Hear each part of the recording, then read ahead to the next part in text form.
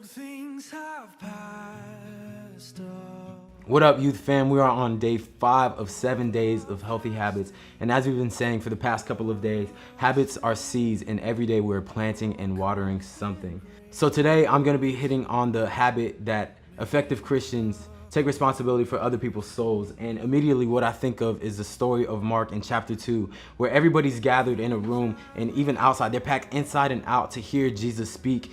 And we pick up here in verse 3 where it says, "Some men bringing to him a paralyzed man carried by 4 of them.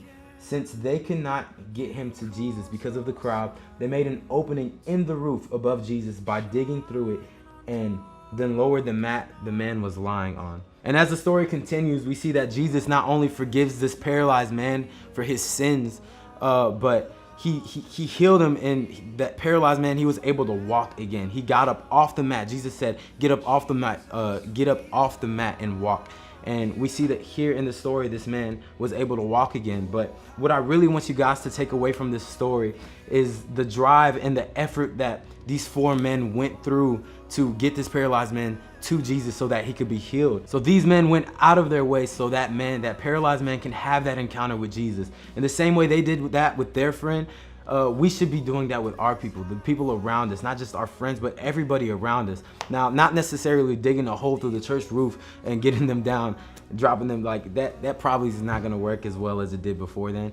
But we should still have that same drive and that same effort to prioritize other people's souls so that they can have an encounter with Jesus, so they can have a relationship with Jesus. So many times people are stuck in their own ways of life. They're not necessarily paralyzed physically, but they're paralyzed spiritually and mentally, where they're stuck in the spot and they're stuck in the same position and these cycles that they keep going through.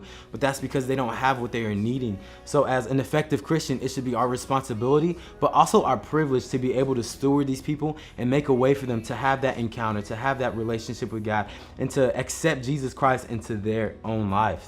When I first started that relationship with God, it was because other people like Pastor Ray, Michael McWhorter, they went out of their way so I could have that encounter with God. See, before then, I was living a lifestyle of in the world, and I was searching for something. I was searching for a certain group of friends. I was searching for just acceptance from other people, when really I found that in God once I had that encounter with him. But it was only because people like Pastor Ray, they made a way for me to have that encounter and to develop that relationship. So when I accepted Jesus into my life, I grew up wanting to be I wanted to be there for somebody else around me, for everyone else around me, because I had that encounter and it was so special to me that I was like, man, you need to experience this. This is what you're really looking for. So let me help you. Let me guide you. Let me push everything out the way that you've been trying to get through so that you can have that encounter with Jesus. Man, I invited so many friends all the time to church, and a lot of them would tell me like, man, I don't got a ride. I can't make it today, blah, blah, blah. And what I would tell them was like, man, don't even worry about that. I got you. Knowing that I didn't even have a car. Like, I was just steering up in my mama's whip, but not really. My mama, she really made it happen. She came through, she picked them up, and she took them to church with me. But like, I went out of my way to make sure that these guys were getting connected, making sure that these guys were having an encounter with God, because that's our responsibility. That's something that we should desire to do once we encounter God. So I just want to leave you guys with some practical things that you can do to prioritize other people's souls.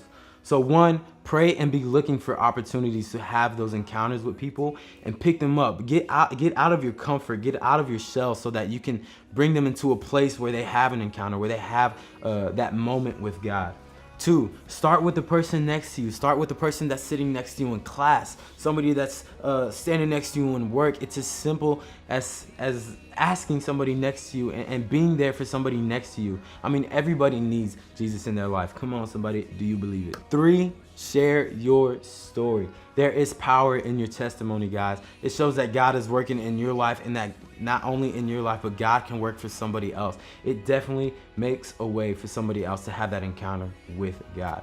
So we love you guys. Hope you take these steps to be an effective Christian.